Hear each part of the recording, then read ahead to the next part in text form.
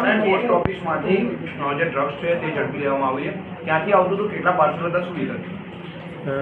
SOG DCP Shri Rahul Tripathi સાહેબની સૂચનાથી એક operation lead out નામની એક ઝુંબેશ હાથ ધરી અને શહેરમાં આવતા ડ્રગ્સ ઉપર વોચ રાખી અને આવા કેસો કરવા માટે સૂચના આપેલ.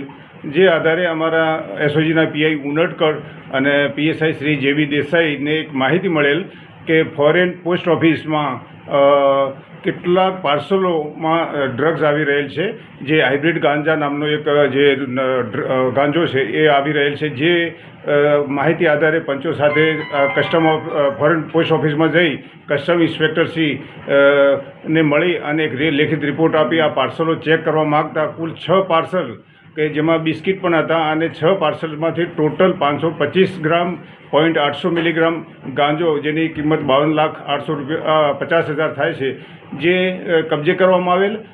પાર્સલ ઉપર જોતા સેન્ડર તરીકે લંડનથી પ્રકાશ પટેલ નામ છે અને રિસીવર તરીકે સુરતનું એક એડ્રેસ મળેલ છે, જેનું નામ હતું રમેશ પટેલ, જે ફરજી નામ છે પણ પાર્સલ ઉપર આ રીતના નામ મળેલા. એસઓજી દ્વારા પંચનામાની વિગતે આ જથ્થો કબજે કરી અને અજાણ્યા શખ્સો વિરુદ્ધમાં ગુનો દાખલ કરવામાં આવેલ છે. સાહેબ, આ અગાઉ પણ ફોરેન પાસપોર્ટ ઓફિસમાંથી સંખ્યાબંધ વખત આવી પાર્સલો ઝડપાઈ ચૂક્યા છે, પરંતુ રિસીવર કે સેન્ડર એના સુધી પોલીસ નથી પહોંચી. આ લોકોની એક સિસ્ટમ હોય છે કે જે પાર્સલ મતલબ જે પાસ થતું હોય તો એક ટ્રેકિંગ સિસ્ટમના આધારે એ લોકોના પોતાને ખ્યાલ હોતો હોય છે કે અમારું પાર્સલ ક્યાં પહોંચ્યું છે.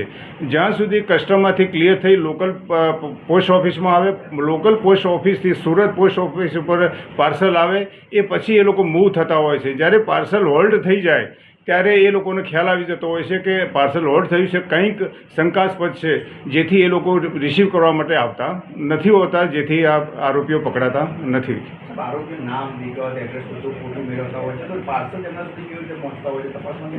એકચ્યુઅલી સેન્ડર તરીકે ફોરેન કન્ટ્રી લંડનથી આ પાર્સલ મોકલવામાં આવેલ છે, જેથી તપાસમાં ખરેખર એમાં તકલીફ પડી રહેલ છે. જે રિસીવર તરીકે મેં આપને કહ્યું એમાં ખાલી રમેશ પટેલ અને સુરત, જે આધારે મતલબ કે આરોપીને ટ્રેસ કરવો ખૂબ મુશ્કેલી પડતી હોય છે.